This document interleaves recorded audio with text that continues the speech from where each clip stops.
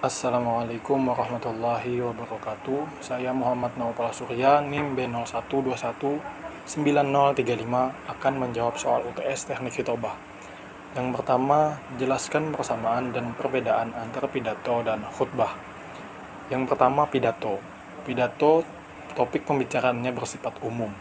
Pidato tidak terdapat interaksi antara sang pembicara dengan sang pendengar. Pidato ditunjukkan untuk seluruh kalangan umum. Pidato dilakukan pada acara dan tempat tertentu. Sedangkan khutbah, topik pembicaraannya tentang keagamaan tertentu. Sang pembicara dan sang pendengar tidak terdapat interaksi sama sekali. Pidato ditunjukkan hanya untuk kalangan penganut agama tertentu. Pidato biasanya dilakukan di tempat ibadah agama tertentu. Sedangkan persamaannya adalah dari segi tujuannya, yaitu informatif atau instruktif untuk memberikan informasi kepada sang pendengar tentang suatu hal. Yang kedua, persuasif untuk mengajak sang pendengar agar mengikuti apa yang telah disampaikan oleh sang orator. Yang ketiga, argumentatif, yaitu untuk meyakinkan pendengar tentang suatu hal. Selanjutnya, deskriptif untuk melukiskan atau menggambarkan suatu keadaan. Selanjutnya, rekreatif untuk menggembirakan atau menghibur sang pendengar.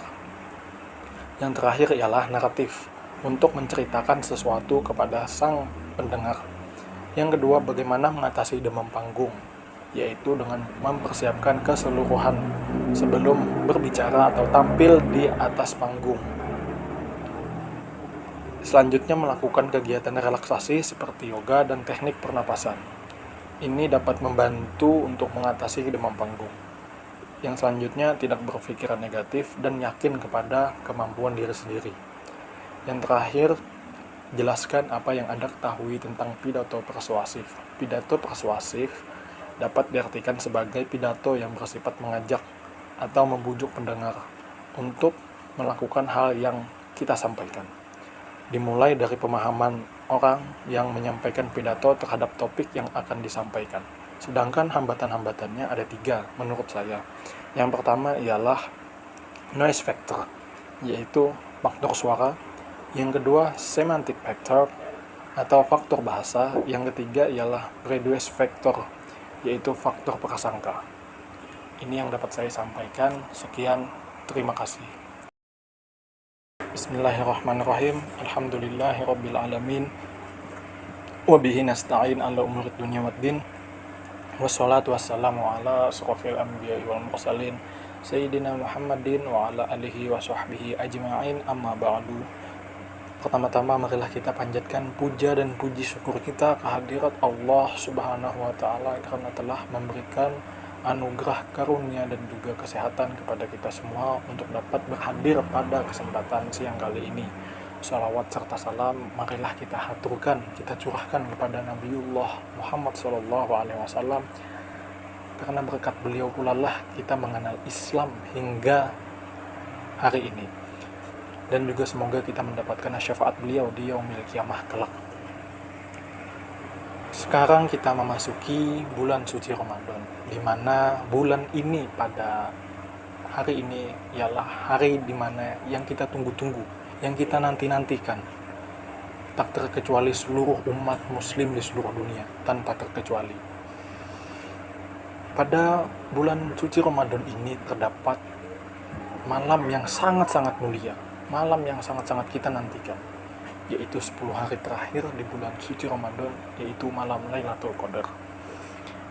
Pada bulan Ramadan ini, seluruh amal kebaikan dan juga apa yang kita lakukan, ibadah, itu mendapatkan ganjaran 70 kali lipat pada hari-hari biasanya. Dan juga pada malam Lailatul Qadar kita juga mendapatkan beberapa kemuliaan. Malam Lailatul Qadar sendiri merupakan peristiwa penting yang terjadi di antara 10 hari terakhir bulan suci Ramadan. Malam Lailatul Qadar sendiri memiliki keistimewaan dari malam-malam lainnya, karena Allah memberikan banyak kebaikan di waktu tersebut. Di antara kebaikan tersebut ialah salah satu contohnya Al-Quran yang merupakan mukjizat dari Nabiullah Muhammad SAW yang diturunkan pada malam Lailatul Qadar. Allah berfirman dalam Quran surah Al-Qadar ayat 1-5 yang berbunyi A'udzubillahi minasyaitonirrajim. Bismillahirrahmanirrahim. Inna anzalnahu fi lailatul qadar wa ma adraka ma lailatul qadar. Lailatul qadri khairum min alfi syahrin tanazzalul malaikatu war-ruhu fiha biizni rabbihim min kulli amr salamun hiya hatta matla'il fajr. Sesungguhnya kami telah menurunkannya Al-Quran pada malam kemuliaan. Dan tahukah kamu apakah malam kemuliaan tersebut? Malam kemuliaan adalah malam yang lebih baik dari 1000 bulan. Pada malam itu malaikat-malaikat dan malaikat Jibril diturunkan atas izin Rabb-nya untuk mengatur segala urusan. Malam itu penuh kesejahteraan sampai terbit fajar. Quran surah Al-Qadar ayat 1-5. Ini merupakan salah satu dalil bukti bahwa Al-Quran diturunkan pada malam Lailatul Qadar, malam yang sangat mulia. Adapun keutamaan saat kita melaksanakan Lailatul Qadar, di antaranya ialah sebagai berikut.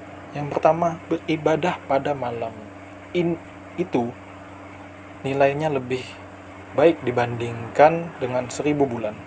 Karena pada bulan-bulan yang lain tidak ditemukan malam Lailatul Qadar. Selanjutnya ialah di malam tersebut para malaikat turun ke bumi dan mencurahkan banyak kebaikan kepada seluruh makhluk, kepada manusia terlebih lagi. Jumlah malaikat yang diturunkan oleh Allah sangat-sangat banyak, bahkan melebihi jumlah kerikil yang ada di bumi ini. Selanjutnya di malam Lailatul Qadar, keselamatan akan selalu mengiringi kita hingga fajar tiba. Dan yang terakhir, kemuliaan yang kita dapatkan pada malam Lailatul Qadar. Pada malam Lailatul Qadar ini juga dituliskan takdir tahunan dari setiap makhluk sejak malam itu hingga tahun berikutnya. Jadi marilah kita gunakan kesempatan bulan suci Ramadan pada tahun ini dengan sebaik-baiknya. Kita kerjakan seluruh amal perbuatan yang baik, kebaikan-kebaikan dan juga ibadah-ibadah kepada Allah. Kita laksanakan dengan sebaik-baiknya. Kita maksimalkan pada tahun ini. Karena siapa tahu kita tidak menemui lagi malam Lailatul Qadar ataupun bulan puasa, bulan suci Ramadan di tahun yang akan datang. Kita tidak tahu usia, kita tidak tahu takdir. Siapa tahu ini merupakan bulan suci Ramadan terakhir kita ataupun malam Lailatul Qadar terakhir kita. Jadi kita gunakan sebaik mungkin. Kita kerjakan ibadah-ibadah, kebaikan-kebaikan ataupun amal-amalan untuk mendapatkan pahala-pahala ataupun keutamaan-keutamaan yang ada di dalamnya. Mungkin ini yang dapat saya sampaikan pada pidato singkat pada hari ini. Salah dan hilafnya mohon dimaafkan. Allahul muwafiq ila aqwamit thoriq. Assalamualaikum warahmatullahi wabarakatuh.